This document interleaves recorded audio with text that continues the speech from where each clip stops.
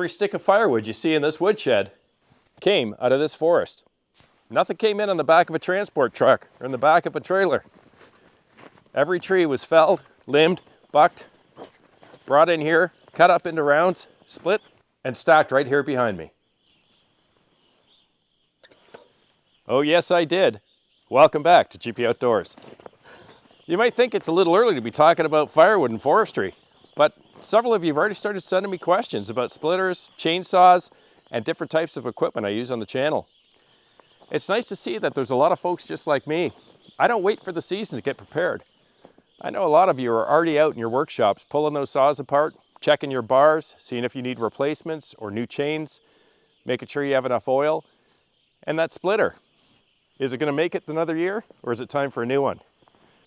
So today, I want to talk to you about forestry helmets. As you can see, I bought a new one, and it's a beauty. What say we get out of the cold? Why don't you join me in the woodshed? It's a little warmer by the boiler.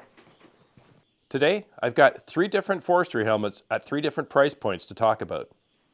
First up, this Gripo at $69.95 Canadian. Then we move to the Stihl. It's called the Advanced Vented. This was $169.99. And most recently, this Fanner Protos Integral Arborist at $394 Canadian. I've had the pleasure of talking to a representative from Fanner in Germany. Got a lot of information from her.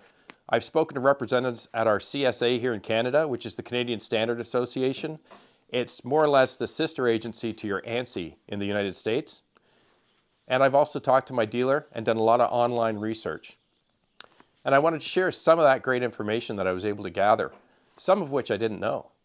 The forestry helmets are in fact captured under the same standards as any general hard hat, any type of protective headwear, whether it's industrial, mining, forestry, construction, they're all covered under the same standards or need to meet the same standards for impact, among other things, before they're allowed to be certified. So your forestry helmet is either here in North America going to be CSA approved or it's going to be ANSI approved. And I believe the ANSI standard is a Z89.1 and the Canadian standard is standard 294.1. A little fun fact for you I found out is that most Canadian provinces will in fact accept a forestry helmet that is only ANSI approved and not CSA approved. And I believe it's because the standards are very, very similar. However, there are a couple of provinces that still require a CSA approval on a forestry helmet. Yeah, learn a new thing every day. So when you're heading out to buy that forestry helmet, there are 3 important pieces of information you want to look for right off the bat. Number 1 is the type, the class, and something I didn't know, the service life of the helmet. We'll talk about that in a second. There are only 2 types. There's a Type 1 helmet and a Type 2 helmet. A Type 1 helmet means that it's passed the impact testing for vertical impact on the top of the helmet. A Type 2 helmet means that it has passed impact protection requirements for vertical as well as lateral, the side of the helmet. All of these helmets you see here are Type 1, pretty standard.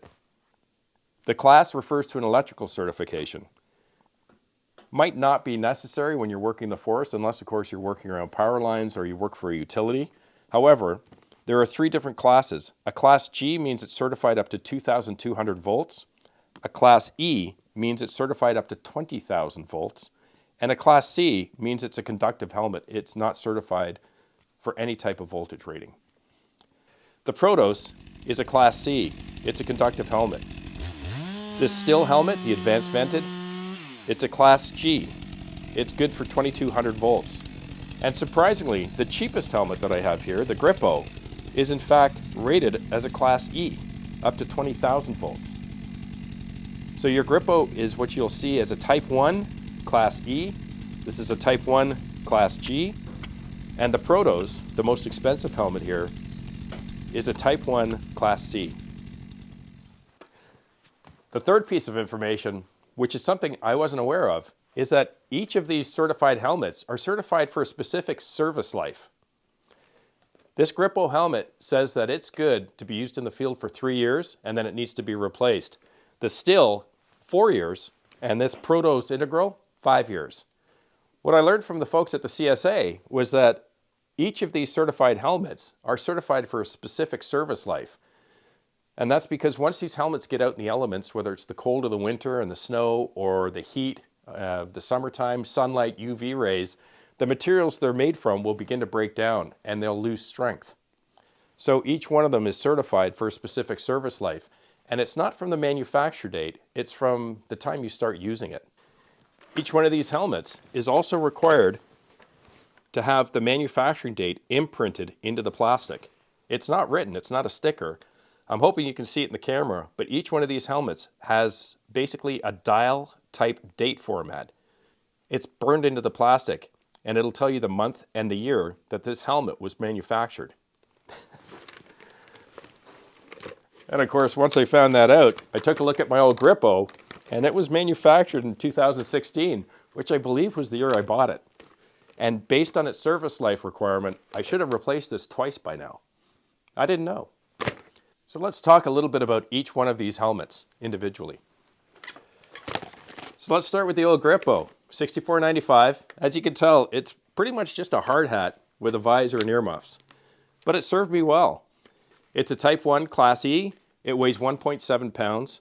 It is not CSA approved, it's ANSI approved, which is fine because I can use it here in Ontario. Metal face shield, 33 decibels on the ear protection, or NRR of 33 decibels. And it's standard, pretty basic, plastic harness with nylon straps for impact absorption. One of the things I liked about this helmet is that the back of the harness pivots. Most of them these days, as this does, has a ratchet for adjusting the width of the harness around your head. And it works pretty good because being able to pivot this down means that I can get it down below the back of my skull cap, which meant when I could put it on, it'll stay on my head, it won't come off. And it was reasonably comfortable. Not a lot of adjustment, certainly no adjustment vertically within the helmet, but it always fit well for me. Reasonably priced, certified, and as I just recently found out, long overdue for replacement. My Stihl. This is called the Advanced Vented. You'll see it on their website. Pretty much standard hard hat or forestry helmet. The only exception is it has a couple of holes in the top and at the back, which are supposed to be for ventilation. Not very big, in all fairness. It's a Type 1 Class G. Pretty standard, weighs just over 2 pounds, and has a service life of 4 years or 3,500 wear hours. And then, of course, is supposed to be replaced. Same little steel or metal mesh. Your ear protection is 25 dB, and they're adjustable in and out off of your head. A bit difficult to push in sometimes, but it works. And again, very simple standard harness inside, like you see in most hard hats. Again, has that adjustment wheel on the back, but will only adjust around your head, not depth. And as I've mentioned to you folks many times before, I dislike this helmet. $169.99, and it still does not fit on my head properly. I can't seem to get it in my head or get it down so that I can get the back of this harness in underneath my skull cap. So generally speaking, when I adjust it, I have to adjust it tight around my head. And if I bump into a limb or I'm walking through the forest and I bend down, quite often this hat will fall off. It just doesn't fit properly, and it only comes in one size. Not my favorite helmet. And although it's due, according to the stamp inside, it's due for replacement at the end of this year. Now that I've got a new one, you probably won't see me wearing it much anymore. I also just find that it's not very well made. As you can see, I'm not even wearing it, and the visor constantly pops off, just for no reason. This harness, these clips constantly pop out for no reason. And similar to the Gripo, the sweatband in it is just terrible. It's just tiny little thin piece of felt material, which within an hour or so wearing it in the summertime, the sweat is literally dripping down your forehead and your salty sweat is dripping into your eyes. So you're constantly taking it off, trying to squish it out, wiping your face off with a towel and putting it back on. So definitely not my favorite, as you guys know. I would personally not recommend buying this helmet. And the moment we've all been waiting for, the Protos Integral Arborist Forestry Helmet. This is an absolutely beautiful helmet.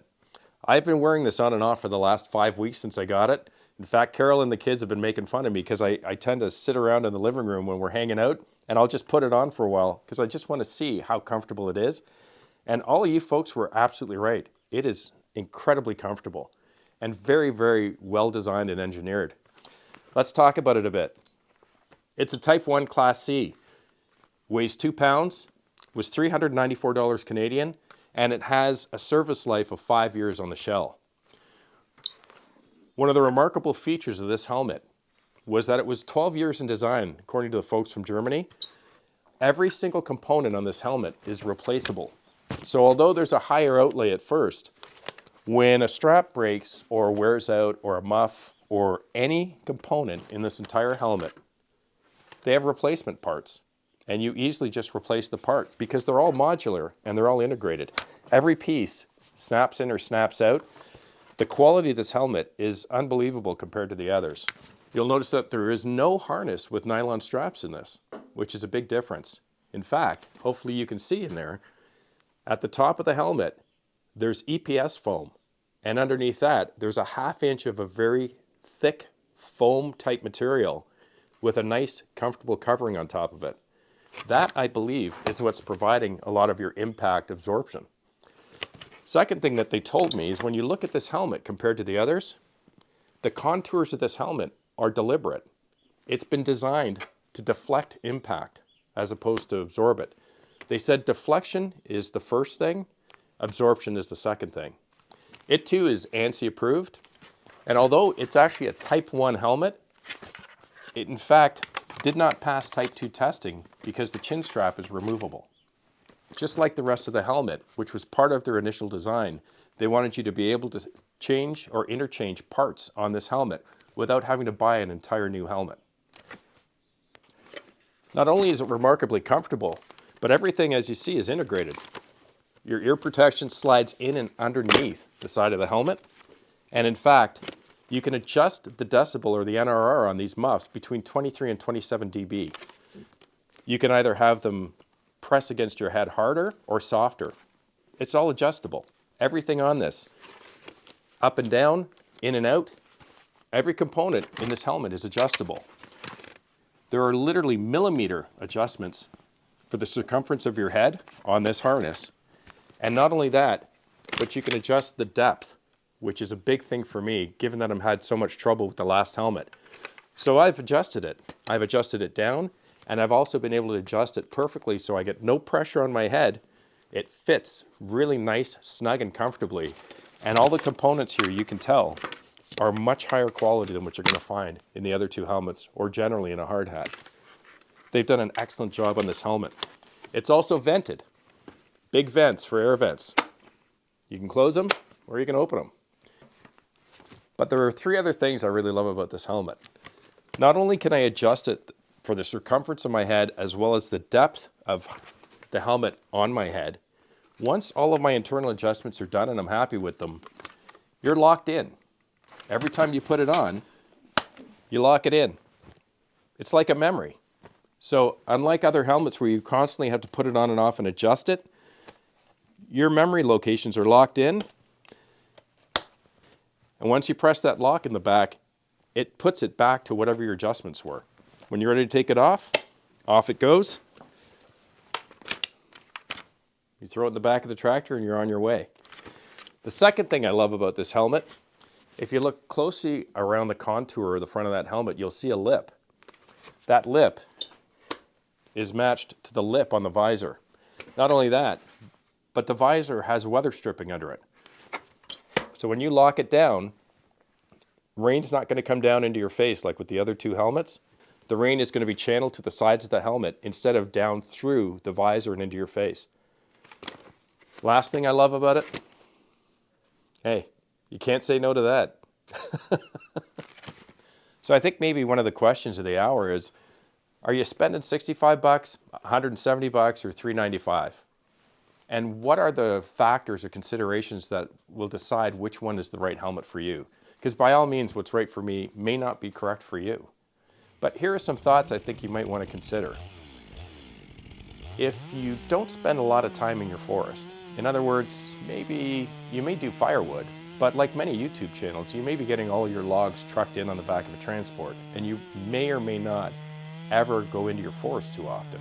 So I would think that if you're in a setup on your property where whether you're doing firewood or not, you don't spend a lot of time felling trees or working out in the forest, you know, maybe one day every couple of weeks or a couple of days a month, then all things considered, you're probably okay with just a basic certified helmet, because comfort's not a huge issue because you're not wearing it that often. If you're going to be in the forest a lot more often and you spend more time out there, whether you're felling trees, limbing them, bucking wood, etc., and you're in that forest, or in other words, there's danger present more often, then you may want to start looking for something a little more comfortable, something with vents in it, so that you've got a little bit of air in there, you've got the right protection, you're certified, and you've got good PPE for your ears. Something like this might do the trick. And I think, as many of you have told me, when you spend a large amount of your time in the forest felling trees, especially when we're felling deadwood, and you're more apt to be in a dangerous position, and you're wearing that helmet a lot, comfort tends to play a bigger role, and that and a couple other factors is what made me decide to spend the money about 5 weeks ago and buy this helmet. As you know, here on the channel, we do a little bit of firewood through the spring and the summer. You know, we're out every week or two for a day. As the summer progresses and we start to get into fall, you see us out there in the forest, felling trees, bucking logs, 2, 3, 4, 5 days a week, right through to November when the woodshed gets filled. So I'm out there all the time. Comfort becomes an issue, as well as a good quality helmet, because I'm wearing it all the time. And that's probably things that you'd want to consider as to where you want to spend your money. So what made me do it? Well, I happened to be watching Tim Cotton Top, and I don't know if you saw that video he released somewhere around the beginning of January, but he was felling a tree. And as the tree was falling, a big limb came down out of nowhere and hit him in the head. And all he said on the video was, "I think this $300 helmet just might have saved my life." And that was a bit of a trigger, because I've been looking at these on and off whenever I get comments from you folks telling me that I should pick one up. In the same week, I was watching another video, guy felling a tree, big limb falls 5 feet behind him. Didn't hit him, but just skinned him. And I think 2 other things that caused me to buy this helmet. One, it was on sale, $70 off, and I just couldn't resist.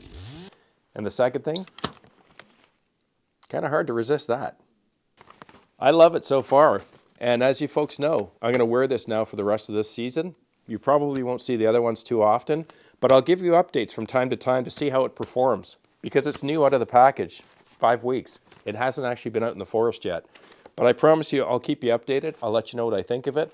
I'll let you know how the sweatband responds, how the muffs are, how it feels, how it wears, and whether or not it's worth the extra money. In essence, 2 times the price of this one when it was on sale. Well, that's a wrap. I hope you found it informative, or at least enjoyable, and hopefully there's been some information in there that you didn't think about before, or might help you to consider what your next purchase is if you're looking for a new forestry helmet. Thanks so much for sticking around with me today. I wanted to send out a special thanks to the lovely folks at the CSA here in Canada, as well as to Amy in Germany. My dealer, of course, as always. Appreciate all the help and the information that all these folks provided me, and I hope it's been helpful for you. Have a great week with your families.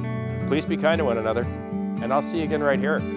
I'm Gord Potter, and you've been watching GP Outdoors. Cheers.